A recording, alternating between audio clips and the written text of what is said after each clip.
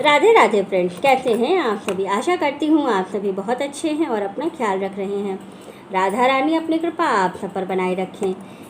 Friends, आज हम बात करेंगे कलश स्थापना की। अगर आप घर में कलश की स्थापना कर रहे हैं तो आपको कलश की स्थापना कैसे करनी है। कलश स्थापना के कुछ नियम होते हैं। जब भी आप कलश की स्थापना करिए तो इन नियमों का विशेष तौर पर ध्यान दीजिए, तभी आपको कलश स्थापना का फल प्राप्त होता है जब आप इन नियमों के अनुसार कलश की स्थापना करते हैं। अन्यथा किसी भी पूजा पाठ का फल तभी मिलता है जब वो पूर्ण रूप से किया जाता है या हम शास्त्रीय विधि को ध्यान में रखकर ही पूजा पाठ करते हैं, तभी आपको हमेशा उसका फल प्राप्त होता है। तो कैसे करें कलश की स्थापना, आइए चलिए जानते हैं। लेकिन उससे पहले अगर अभी तक आपने चैनल को सब्सक्राइब नहीं किया है तो चैनल को सब्सक्राइब कर लीजिए, बेल आइकन को दबाना बिल्कुल ना भूलिएगा। और वीडियो अच्छी लगे तो लाइक शेयर एंड सब्सक्राइब ज़रूर कीजिएगा और कमेंट में जय माता दी ज़रूर लिखिएगा। तो चलिए फ्रेंड्स, वीडियो को शुरू करते हैं। सबसे पहले तो बात करते हैं कलश किस धातु का होना चाहिए। कलश की स्थापना हमेशा ऐसे धातु से करिए जिसका कि आप विसर्जन कर सकिए। कलश की स्थापना का सर्वप्रथम नियम यही होता है कि कलश की स्थापना हमेशा ऐसे धातु से करनी चाहिए जिसका हम विसर्जन कर सकते हैं।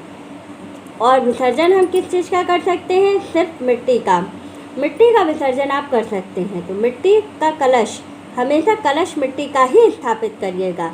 किसी भी धातु का, पीतल, तांबा, लोहा, स्टील, किसी भी धातु का आप लोटा रख करके कलश की स्थापना नहीं कर सकते हैं, क्योंकि इसका आपको कोई फल प्राप्त नहीं होता है। दूसरी चीज़ कि अगर आप कलश की स्थापना कर रहे हैं तो आपको पूजा पाठ के नियमों का विशेष तौर पर ध्यान रखना होगा।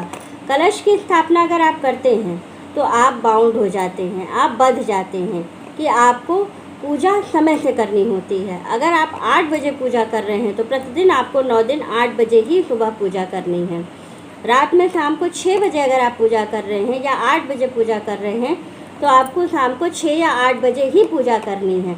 ये नहीं कि आज 6 बजे कर लिया, कल 10 बजे कर लेंगे, परसों 9 बजे कर लेंगे, कोई फ़ायदा नहीं, उसका कोई फल आपको प्राप्त नहीं होगा। तीसरी चीज़ ये है कि कलश की स्थापना अगर आपने कर रखी है घर में, पंडित जी को बुला के प्राण प्रतिष्ठा करा के, तो आपको किसी के घर नहीं जाना है और अपना शहर छोड़ करके नहीं जाना है। आप अगर कहीं कार्यरत हैं तो आप अपने कार्य पर जाएंगे, लेकिन इसके अलावा आप किसी के घर नहीं जाएंगे, अपना शहर छोड़ करके किसी के घर नहीं जाएंगे, किसी कार्यक्रम में किसी के घर नहीं जाएंगे और किसी के घर का पानी भी नहीं पिएंगे। अगर आपने प्राण प्रतिष्ठा करके कलश की स्थापना की है तो आपको इन नियमों का पालन करना पड़ेगा। दूसरी चीज़ ये है कि कलश की स्थापना हमेशा पंडित जी को बुला के प्राण प्रतिष्ठा करके ही करनी चाहिए। तो लोटे में जल रख करके उसमें आम का पत्ता लगा करके उसके ऊपर दीपक जला करके जो है कलश रखने का कोई नियम नहीं है। उस नियम का कोई फ़ायदा नहीं है, उस व्रत का कोई फ़ायदा नहीं होगा। दूसरी चीज़ ये है कि जब भी आप कलश की स्थापना करें तो आपके घर में कोई भी एक व्यक्ति 9 दिन का फास्ट जरूर करे। 9 दिन का व्रत रखना बहुत ज़रूरी हो जाता है अगर आप कलश की स्थापना करते हैं, क्योंकि माँ को आप आवाहित करते हैं, आदिशक्ति भवानी को अपने घर में आवाहित करते हैं, तो आपको उनके लिए इतना तो करना ही पड़ता है कि आप 9 दिन का फास्ट रखिए। और आप में से जो भी कोई आपके घर में 9 दिन का फास्ट रखता है तो आप फलाहार का भोग एक टाइम ज़रूर लगाइए।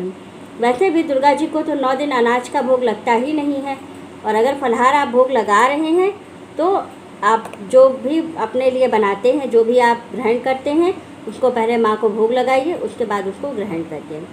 ये होते हैं कलश रखने के नियम। वीडियो अच्छी लगे तो लाइक शेयर एंड सब्सक्राइब ज़रूर कीजिएगा। राधे राधे फ्रेंड, जय माता दी। वीडियो अच्छी लगे तो कमेंट में ज़रूर लिखिएगा। राधे राधे।